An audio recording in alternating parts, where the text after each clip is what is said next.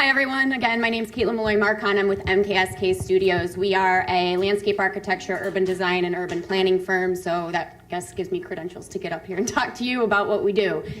Again, I'm talking today about the public realm, the streetscape design, and the public space and green space. So what is streetscape? I basically explain it that it's everything between the building faces. A lot of times we refer to it as right-of-way, but a lot of people in their mind just thinks the street. But we are really talking about everything you can cram in between those building faces. So the trees, the public art, plazas, parks, the street furniture, even down to the curb level. Why is that important? Your streetscape really brings your whole corridor design down to the human scale. So you don't have to step back and look way up at that building to think about what the character of that corridor is. It ties that large built environment from one side of the street to the other side and from one side of the corridor to the other, which is really important when a corridor goes through multiple communities with different feels. And then again, it offers patrons an experience and encourages them to stay, loiter a little longer, spend a little extra money, go into a few more businesses. So these are all good things. Some guiding principles of what makes a good street design. The street design should be flexible. What is a restaurant now or a sock shop now might not be that tomorrow. So if you have a restaurant set up with permanent dining space, maybe doesn't make so much sense if that switches into a clothing store. So make sure it's flexible and you can pick up and move elements of it and program it appropriately. The overall design should have unifying elements, but it should really respond to the character block to block and community to community. It can feel like a cohesive corridor, but still have a lot of personality in each different section.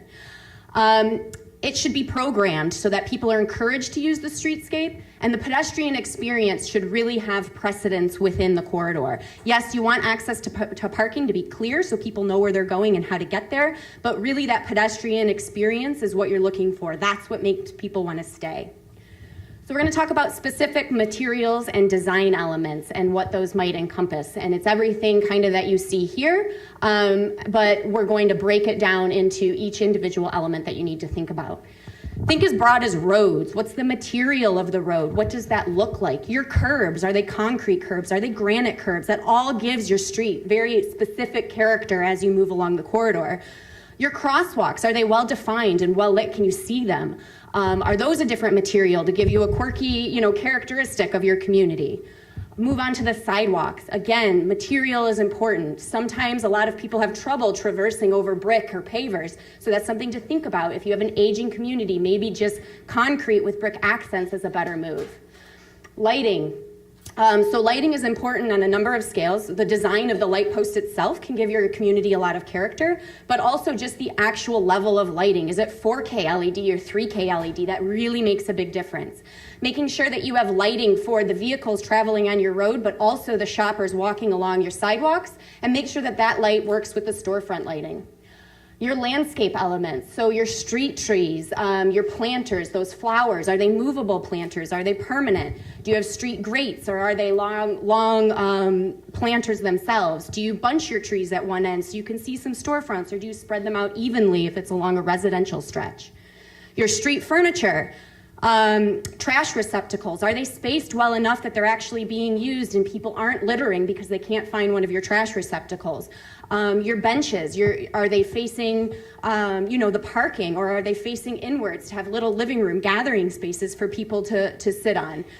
Your bike racks, are those placed in good areas where maybe a bike lane ends or something along those lines where people would want to park their bike? All of these things can be tied in when you're talking about streetscaping standards. Art. So art can be seen in a lot of different places. It's as simple as some painted design on your crosswalks done by a local artist. That's a small but effective way to use public art. Is it a large overhead piece? Is it the pylon that marks the new district that you've come into, or the new city, new community? East Lansing has some great ones in their downtown. So public art really can bring so much character, and it's just kind of weaving that along the corridor and using it as a piece that attracts people. Signage. So signage is great. It obviously tells you where you are, where you need to go, but you can have that just one extra layer that builds onto the character, the flair, the element of design, if it's the same color or same font as some of the other areas on the corridor.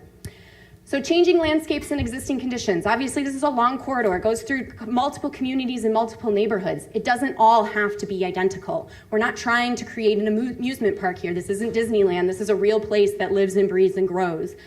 So we're going to I'm going to show you specific photos of what we've seen today and where we're talking about streetscape and that element, those design elements that we just talked about. So this is a very familiar site along the corridor. And if you block out the blue, which is the buildings, we're talking about everything in between there. What's there now? What could be envisioned in the future? Again, we're going to black out the buildings and look at the pedestrian space, the travel lanes. That's the whole area we're talking about that you could reimagine, or do we love it the way it is now and we want to build on that through the rest of the corridor? There's so much changing character that you can get really creative with these streetscape elements and what you feel when you're there. They really can each be their own unique room, their unique space. That also can build into the character of the neighborhoods that are behind that. So again, this is the last one, extremely different than the first one, but that doesn't mean that it can't have that same amazing streetscape character. So really considering that as we move forward with the form-based code. So now why would you integrate that into your form-based code? What's the point?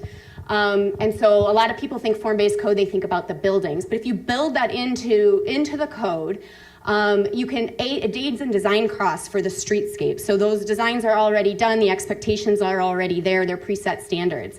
It can create public-private partnerships, and it really gives private investors some assurances of the coming public investment. So a lot of times we hear from private investors that they're not willing to take the dive into a certain area because the city has ignored it or hasn't put any attention on it. But if you have that promise with this code saying once that area is torn up, the city has to come in or will come in, is dedicated to come in and building out this streetscape area, then that gives that private investor a little bit more confidence in moving forward with the development. So that's it. Whew.